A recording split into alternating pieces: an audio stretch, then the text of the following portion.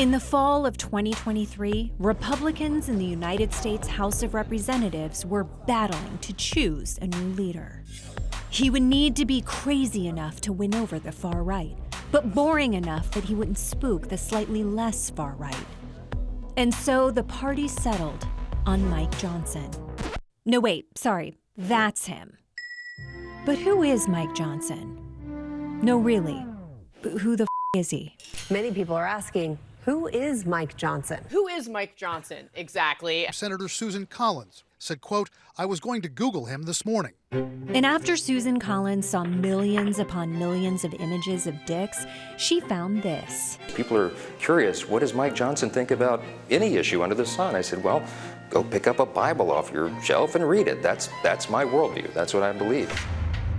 Jesus Christ. The GOP had found their man. So bland, he'll put you to sleep, but so insane, he might murder you in it. This is the daily showography of Mike Johnson. Crazy boring. Long before America knew Mike Johnson as an alive man with a face and hair and body parts who was 2 heartbeats away from the presidency, he was just a boy who had a smaller face and hair and body parts growing up in Louisiana. In 1984, when Johnson was 12, his fireman father narrowly survived an explosion. Later, Johnson recalled, "All I ever aspired to be was a fireman, but his parents wouldn't let us be firemen after that." It was a life-changing moment. A person could just forbid other people from living their lives the way they wanted? That's what Mike wanted to do when he grew up. Soon, Mike became the first member of his family to attend college. Despite his Bible-based upbringing, he chose notorious party school LSU, where he was definitely not in this footage.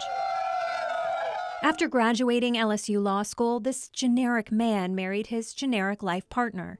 But don't worry, their marriage also had a crazy side. Mike and Kelly were wed under an unusual arrangement known as covenant marriage, which essentially makes it illegal to get divorced. Embarking on his legal career, Mike Johnson was hired by the toughest client of all, God.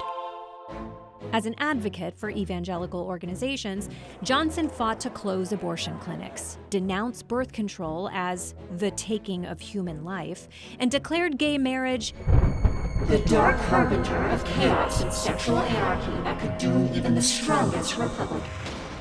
If same-sex marriage is allowed, Johnson wrote, there would be nothing to stop people from marrying their pets. Yes, God's blandest warrior fought to make sure a visit to the pound didn't end with a trip to Pound Town. It was around this time that Johnson hopped on board Noah's Ark, specifically a full-size replica built by a creationist museum to teach kids that the Earth is 6,000 years old and that people and dinosaurs lived together. Johnson represented the Ark encounter in a successful fight for the right to public funding and became something of a spokesman for God's jungle cruise. The Ark encounter is one way to bring people to this recognition of the truth that, what we read in the Bible are actual historical events. In 2016, Johnson would take part in an actual historical event of his own, getting elected to Congress. As a new congressman, Johnson signed a pledge to play nicely with the other representatives, even the godless perverts. We've all committed to mutually respect one another, to disagree in an agreeable manner. It was another beautiful covenant marriage, and Johnson has been true to his word, maintaining a perfectly inoffensive civil demeanor as he championed Donald Trump's Muslim ban, shrugged off climate change as natural, and pushed for a nationwide Don't Say Gay law. One of Johnson's most notable bills would ban almost all abortions after 6 weeks, and not just to save the unborn babies, also to save Social Security. Roe v. Wade gave constitutional cover to the elective killing of unborn children in America. If we had all those able-bodied workers in the economy, we wouldn't be going upside down and toppling over like this. Finally, somebody's thinking of the able-bodied workers women should be pumping out against their will.